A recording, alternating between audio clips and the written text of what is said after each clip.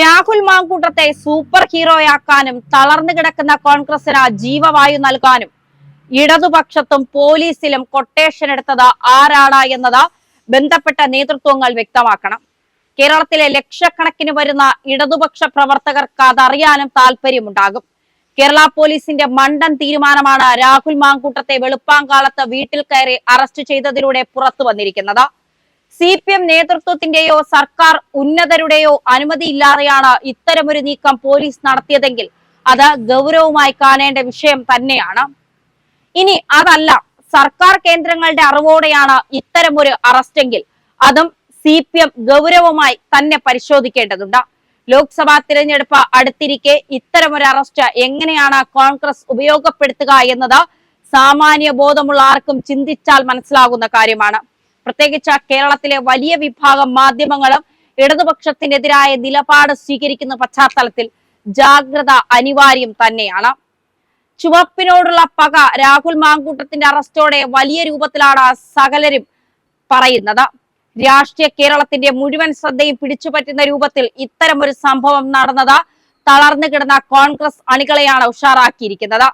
പ്രതിപക്ഷ നേതാക്കളെ പോലീസ് വേട്ടയാടുന്നു എന്ന രീതിയിൽ പലരും ഈ വാർത്തകൾ പടച്ചുവിടുന്നതും ചർച്ചകൾ സംഘടിപ്പിക്കുന്നതും ആത്യന്തികമായി UDFനാണ് ഗുണം ചെയ്യുക.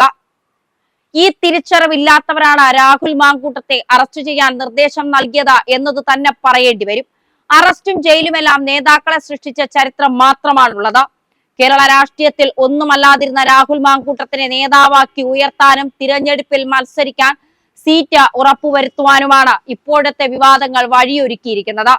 ഇടതു നിരീക്ഷകർ പോലും ഇക്കാര്യമാണ് ചൂണ്ടിക്കാട്ടുന്നത്. പൊതുസമൂഹത്തെ സംബന്ധിച്ച രാഹുൽ മാങ്കൂട്ടവും കോൺഗ്രസും നടത്തിയത് ചരിത്രത്തിലെ ആദ്യത്തെ വയലന്റ് സമരമൊന്നുമല്ല. ജനങ്ങൾ ഒരിക്കലും അങ്ങനെ കാണുകയുമില്ല. കഴിഞ്ഞ കാലങ്ങളിൽ ഇടതുപക്ഷ സംഘടനകൾ ചെയ്ത സമരത്തിന്റെ അടുത്തെത്താൻ ശേഷിയുള്ള ഒരു സമരവും കോൺഗ്രസും അതിന്റെ പോഷക സംഘടനകളും ഇതുവരെ നടത്തിയിട്ടുമില്ല, ഇനി നടത്താനും പോകുന്നില്ല. അതാകട്ടെ വ്യക്തമാണ്.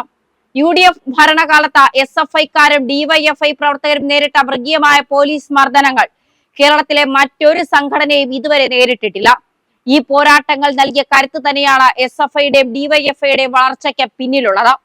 രാഷ്ട്രീയ എതിരാളികൾ പോലും അംഗീകരിക്കുന്ന യാഥാർത്ഥ്യമാണത്.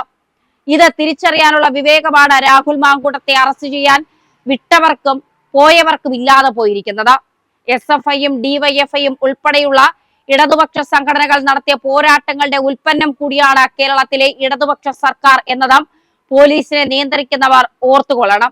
അറസ്റ്റ് കൊണ്ടോ അടിച്ചമർത്താൻ ശ്രമിച്ചതുകൊണ്ടോ ഒരു സംഘടനയും തളർത്താൻ കഴിയില്ല എന്നതിന് SFIയും DYFIയും തന്നെയാണ് ഏറ്റവും വലിയ ഉദാഹരണങ്ങൾ. സെക്രട്ടേറിയറ്റ് മാർച്ചിലെ ആക്രമണ കേസിൽ രാഹുൽ മാങ്കൂട്ടത്തെ അറസ്റ്റ് ചെയ്യണമായിരുന്നു എങ്കിൽ പോലീസ് സ്റ്റേഷനിൽ വിളിച്ചു വരുത്തി അറസ്റ്റ് രേഖപ്പെടുത്തി കോടതിയിൽ ഹാജരാക്കുകയാണ് ചെയ്യേണ്ടിയിരുന്നത്.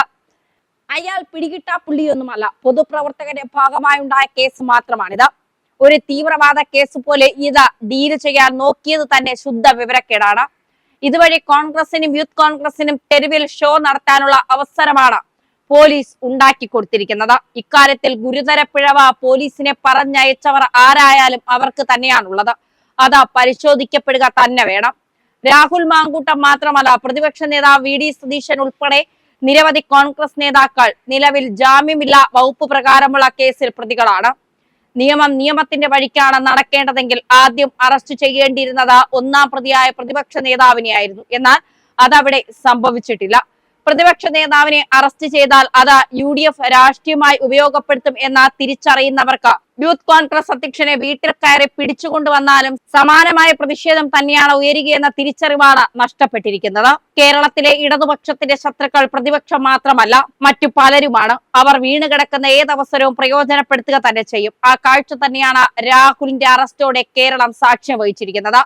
ഇപ്പോഴത്തെ സംഘർഷങ്ങൾ UDFന്റെ സംഘടനാ സംവിധാനത്തെയാണ് സജീവമാക്കിയിരിക്കുന്നത്. അവരുടെ ലോക്സഭാ തിരഞ്ഞെടുപ്പ് പ്രവർത്തനങ്ങൾക്ക് ഇനി വേഗതയേറും. 2019 ലോക്സഭാ തിരഞ്ഞെടുപ്പിൽ ഒറ്റ സീറ്റിൽ ഒതുങ്ങിയ ഇടതുപക്ഷത്തിന് ഇത്തവണ വലിയ വിജയം നേടേണ്ടത് നിലനിൽപ്പിന്റെ തന്നെ അനിവാര്യതയാണ്. ദേശീയ തലത്തിൽ ഏറ്റവും കൂടുതൽ MPമാരെ ഇടതുപക്ഷം പ്രതീക്ഷിക്കുന്നതും കേരളത്തിൽ നിന്ന് തന്നെയാണ്. 15 സീറ്റുകളാണ് സംസ്ഥാനത്ത് നിന്നും ഇടതുപക്ഷം പ്രതീക്ഷിക്കുന്നത്. അതേസമയം തിരുവനന്തപുരം, തൃശൂർ മണ്ഡലങ്ങളിൽ BJPയും വലിയ പ്രതീക്ഷയാണ് വച്ചു പുലർത്തുന്നത്. UDFനെ ഭൂരിപക്ഷ സീറ്റുകളിലും പരാജയപ്പെടുത്തുക എന്നതിനൊപ്പം തന്നെ ഇത്തവണയും കേരളത്തിൽ താമര വിരിയാതെ നോക്കേണ്ടത് ഇടതുപക്ഷത്തിന്റെ പ്രത്യേകിച്ച് CPM-ന്റെ രാഷ്ട്രീയ ബാധ്യതയാണ്. ആ കടമ നിറവേറ്റാൻ പ്രവർത്തകരെ സജ്ജമാക്കുന്നതിനിടെയാണ് അപ്രതീക്ഷിതമായി യൂത്ത് കോൺഗ്രസ് അധ്യക്ഷനെ അറസ്റ്റ് ചെയ്ത രാഷ്ട്രീയ കാലാവസ്ഥ UDF-ന് അനുകൂലമാക്കാനുള്ള സാഹചര്യം സൃഷ്ടിച്ചിരിക്കുന്നത്. കേവലം ഒരു അറസ്റ്റിനെ ആഗോള സംഭവമാക്കി ഉയർത്തിക്കാട്ടിയാണ് കോൺഗ്രസ് നേതാക്കൾ വ്യാപകമായ പ്രതിഷേധം അഴിച്ചുവിട്ടിരിക്കുന്നത്. ചരിത്രത്തിലെ ആദ്യ സംഭവം എന്ന മട്ടിലാണ് ഈ അറസ്റ്റിനെ പലരും ചിത്രീകരിക്കുന്നത്. അതും ഈ ഘട്ടത്തിൽ തന്നെ പറയേണ്ടി വരും.